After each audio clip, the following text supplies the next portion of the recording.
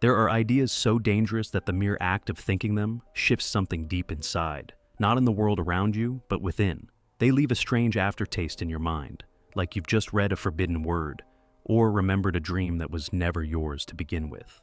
And though they may sound absurd, there's something about them that fits too perfectly with everything we can't explain. Why do we sometimes feel like we're being watched, even when we're alone? Why does the universe appear to be expanding, yet beneath that, there's a creeping sense that it's actually closing in? And why do certain words we've never learned, sound eerily familiar when we hear them in dreams? This video isn't here to give you answers. It's here to show you 5 cracks, 5 cosmic horror theories that science refuses to touch, yet somehow they explain far too much. Ideas that many have felt, deep in the quiet corners of the mind, but only a few have ever dared to say aloud. And if something about this unsettles you, if a part of you instinctively resists believing it, then maybe it's because, on some level, you already knew. Let's begin.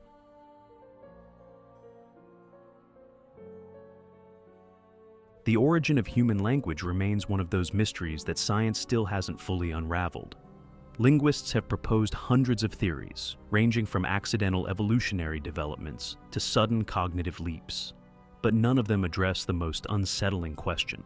Why do we mimic sounds with such precision, even before we understand what we're saying?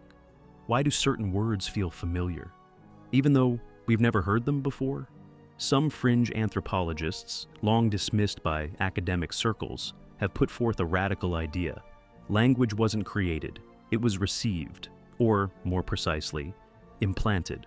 Scattered across Sumerian tablets, Hermetic texts, and forbidden grimoires are fragmentary records that speak of a pre-human tongue, a sequence of phonemes whose structure follows no known evolutionary logic. It has no roots, no etymology. It isn't a language, it's a cosmic operating system. Some call it the primordial tongue.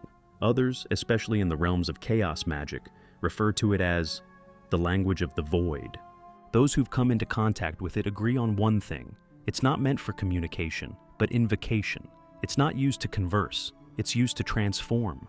Ancient mystics claimed this language wasn't made for humans. It was the medium through which certain extra-dimensional entities, those who exist outside of time, brought about the creation and destruction of worlds. It's a language that doesn't describe reality. It shapes it.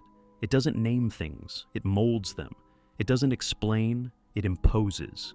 According to texts like the Codex Caligari or the lost fragments of the Book of Iod, uttering specific syllables with the exact tone can destabilize space, bend gravity, even invert causality. And there is evidence it has happened. In 1871, in a convent in southern France, a novice was found in a trance, writing symbols that matched no known language. When a cryptologist analyzed the structure, he discovered impossible symmetries, linguistic fractals looping in infinite self-correction. That same night, every clock in the convent stopped working. No one there dreamed again for an entire week. In 1932, a schizophrenic patient in a Texas asylum was recorded muttering words in a language no one recognized. When the audio was reversed, the occult-obsessed researchers heard a perfectly clear phrase, but only one of them could remember it. The others experienced physical pain when trying to recall it. The one who remembered vanished days later. But the most disturbing part is this. This language does not need to be learned. It manifests on its own. There are records of children speaking it in their sleep, of epileptic patients repeating it during seizures, of Tibetan monks claiming to hear it during deep meditation, whispered by voices without mouths from a formless place outside reality. And according to certain occult schools, especially those tied to the necromantic traditions of Yahainthle, this language doesn't come from a god, but from something older than gods, a bodiless entity, a formless consciousness. Nyog Sothep, the eternal whisperer in reverse, the black mouth, whose vibrations distort matter, or even Azathoth, the blind idiot god who sleeps at the center of chaos, as a soundless flute keeps the fabric of reality from falling apart. But what if that flute isn't playing music at all?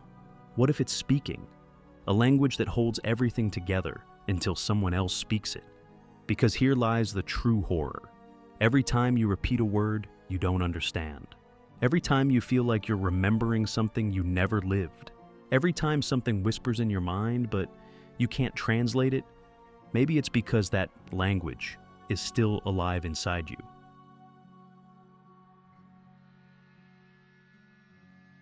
For centuries, humanity has been reaching out into the void, searching for intelligent life across the stars.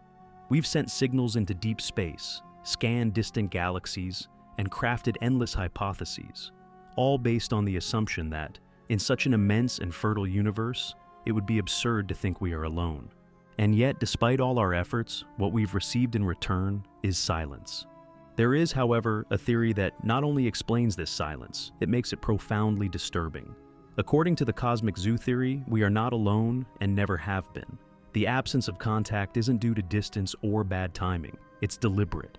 It's part of a larger protocol. The premise is deceptively simple, but its implications are deeply unsettling. Advanced civilizations discovered Earth long ago, and after analyzing us, watching how we interact with our environment, how we treat other species, and even how we treat ourselves, they reached a very specific conclusion. They chose not to intervene, not to engage, just to observe. But distant observation wasn't enough. Instead, they placed us inside a controlled environment, not one with visible barriers, but a much more subtle kind of confinement, defined by limits we cannot easily perceive. The scope of our senses, the laws of physics as we understand them, our concepts of time, space, and reality itself. Everything we perceive might be filtered. Everything we think we understand could be part of a designed illusion. According to this theory, what we see when we look up at the sky may not be the true face of the universe at all, but rather a sophisticated projection, a kind of cosmic facade rendered to keep us calm and unaware. The reason we haven't made contact with other life forms isn't that they aren't there. It's that we're simply not permitted to see them. We haven't passed the filter. And why not? Because we are unpredictable, unstable, and perhaps most importantly, dangerous. Not to them, but to the integrity of the experiment itself. Here's where the theory takes a darker turn. We are not being quarantined out of fear or aggression. We're not prisoners in the traditional sense. We are part of an exhibit. Much like rare animals placed within a carefully monitored sanctuary, we are being observed, studied, and perhaps even used as a warning for others. These higher intelligences, according to the theory, are studying how we respond to fear, scarcity, faith, and technology. Occasionally, they introduce a new element, an ideology, a conflict, an unexplained phenomenon in the sky, and simply watch what we do with it, like a researcher dropping a stone into an anthill and recording the aftermath. There are countless reports from individuals who claim to have felt unexplainable presences in their sleep, or seen impossible patterns in the sky, phenomena that don't interact with us, but appear briefly and disappear without explanation. Some speculate that these are glitches in the system, visual anomalies caused by the edges of the illusion. Others believe they are controlled experiments, carefully placed to test our reactions. And then there's the idea that moments of sudden, unexplainable genius, ideas that appear in the mind without warning, are planted distractions, intellectual carrots meant to keep us engaged and away from truths we're not ready to face. But every cage, no matter how well designed, has its limits, and every observation window eventually reaches its breaking point. According to advocates of this theory, the experiment we are part of operates under one essential rule: do not intervene unless absolutely necessary. If one day we develop technology capable of breaching the illusion, or if we push our ecosystem to the brink, or uncover knowledge we were never meant to access, the passive phase will end. And what follows won't be first contact. It won't be diplomacy. It will be termination. They won't appear as saviors. They'll arrive as administrators, caretakers sent not to help, but to shut the system down before it destabilizes something greater. There will be no warnings, no dramatic revelations in the sky, no time to escape. The exhibit will simply close. Everything will fall silent, and whatever remains will not even remember we were here, because that is perhaps the most disturbing part of all. There will be no ruins left behind, no history, no names etched in stone, nothing to suggest we ever existed at all. Just an empty enclosure, still, sterile, waiting quietly for the next experiment.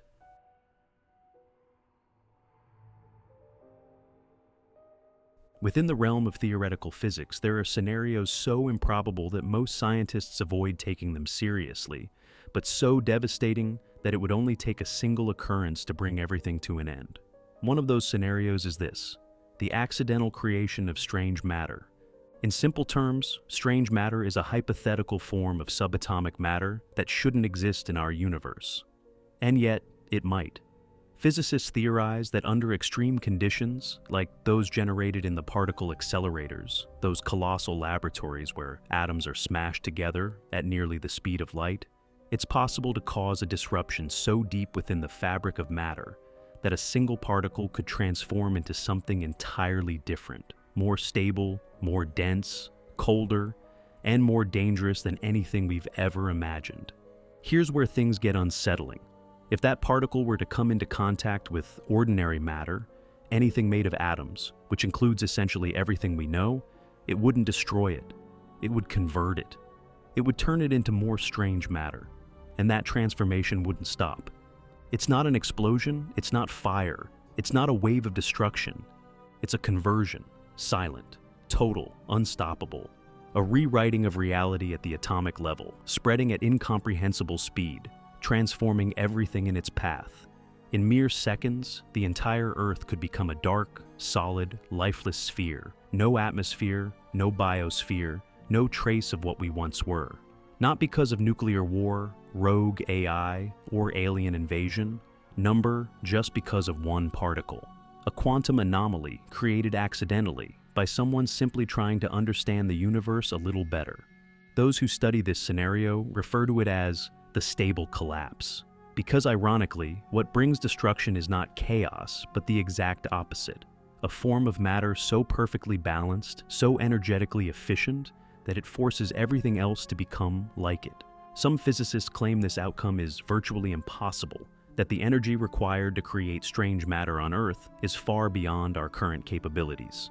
But others aren't so sure. In fact, some suspect that certain neutron stars may have already collapsed into strange matter objects, and that their unexplained behavior could be evidence of that very process. If that's true, then this isn't just a possibility. It's already happened, just very far away from us. But it wouldn't have to stay far. All it would take is a single miscalculation in an experiment. One collision at the wrong moment, the triggering of a property no one expected. And what we now celebrate as a scientific breakthrough could become the first irreversible step toward oblivion.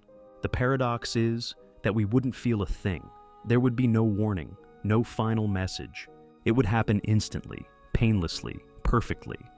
And that's the essence of the horror, that we could vanish not because of some vengeful cosmic force, nor because of our species' arrogance, but because of curiosity. Because we tried to peer beyond the limits biology intended for us. One particle, one mistake, and everything would change. Or rather, everything would become something else. Because strange matter doesn't destroy, it rewrites.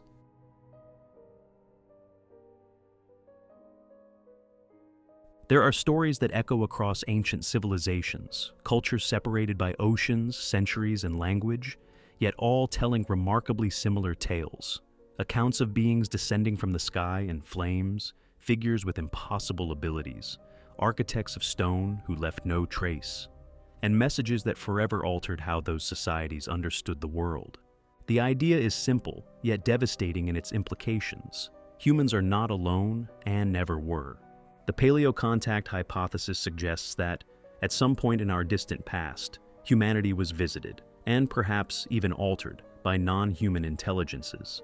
Highly advanced extraterrestrial civilizations that, for reasons we may never fully understand, chose to interact with our ancestors.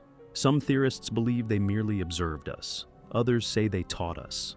And the boldest among them claim they created us. Mainstream science has long ignored this theory, not because of a lack of evidence, but because accepting it would dismantle the official narrative of human history. Because if it's true, then many of the things we think we understand about our origins, religion, mythology, ancient technology, even the emergence of language and symbolic thought, might have an entirely external source. What if the gods of ancient Egypt weren't deities, but visitors? What if the Vimanas from the Hindu Vedas, those flying machines described over 3,000 years ago, weren't allegories, but observations? What if the winged figures of Sumeria, the jade masks of the Olmecs, and the Dogon star charts in West Africa aren't fantasies, but fragmented records of a real encounter? Many of these cultures share the same narrative structure. Sky masters descend at a pivotal moment, deliver teachings on law, mathematics, astronomy, medicine, and then vanish, promising to return. They leave behind symbols, monolithic structures we still struggle to replicate, and an enduring sense that something far greater once shaped us. The problem isn't that these ideas are too far-fetched. The problem is that they fit too well. They align with the inexplicable gaps in our cultural evolution, with sudden leaps in knowledge during times when we supposedly lack the tools to understand the cosmos. They mirror the religious obsessions with heaven, with judgment, with celestial beings who do not eat, do not die, and see all. And if we accept that these visitations did happen, a far more disturbing question emerges. Are they still here? Because if an advanced civilization once guided us, it wasn't out of whim or benevolence. They had a plan, a reason, an interest.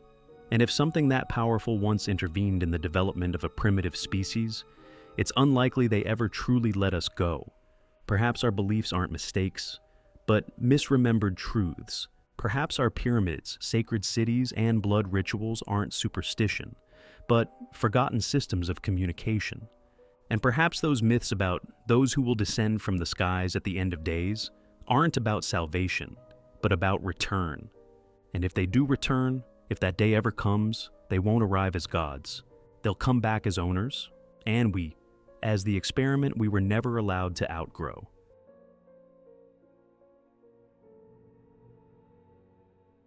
Imagine you're a two-dimensional being, a drawing on a sheet of paper. You live your life moving only along length and width, with no concept whatsoever of what might exist above or below you. For you, everything that exists is confined to that surface. Until one day, something breaks through it. A hand, a shadow, an object that enters and exits your reality without following any known rules. From your perspective, it would seem like magic, or a nightmare. From ours, it would just be geometry. This is the foundation of the higher dimensions theory, an idea as fascinating as it is unsettling. It proposes that just as we exist in a three-dimensional world, there may be countless higher dimensions beyond ours, 4, 5, perhaps many more, inhabited by entities we cannot fully perceive. Yet that may still interact with us in fragmented, partial ways, and perhaps far more often than we realize. In other words, what we call the paranormal, those inexplicable shadows, impossible movements, whispers with no source, the feeling of a presence you can't quite explain, may not be malfunctions of the mind, but rather partial manifestations of beings that dwell beyond the spatial structure we understand. And the most disturbing part is, they wouldn't need to be malevolent. They might not even be aware of us at all. To a being from the fifth dimension, we could be nothing more than stains on a surface, something it passes through without noticing, something altered just by its proximity. Not out of intention, but as a side effect of simply existing on a different layer of reality. Theoretical physics has already explored these ideas, particularly through the Kaluza-Klein theory and modern interpretations of string theory, which suggest the mathematical possibility of compactified higher dimensions, realms that occupy the same physical space as us, but remain utterly inaccessible to our senses, like a planet spinning just inches from your face, completely real yet invisible. And if those dimensions do exist, then what we've historically labeled as ghosts, demons, or gods might simply be higher dimensional geometry bleeding into our limited world.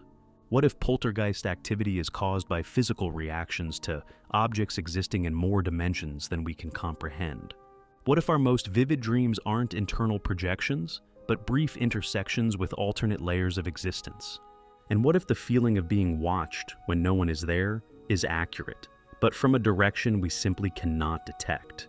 There are countless accounts of people witnessing impossible things, floating structures, creatures with angles that defy physics, voices that don't enter through the ears but speak directly into consciousness. Perhaps they're not insane. Perhaps, for a fleeting moment, their minds tuned into something above, like a radio catching a frequency it was never built to receive, a malfunction, or a connection. And if it ever happens to you, If you see a shape that doesn't fit in this world, if you hear a thought that isn't yours, if time seems to bend or stutter for just a second, don't try to understand it using three-dimensional logic. You're not being haunted. You're not being punished. You were simply brushed by something that doesn't belong to this plane. And from that moment on, neither do you.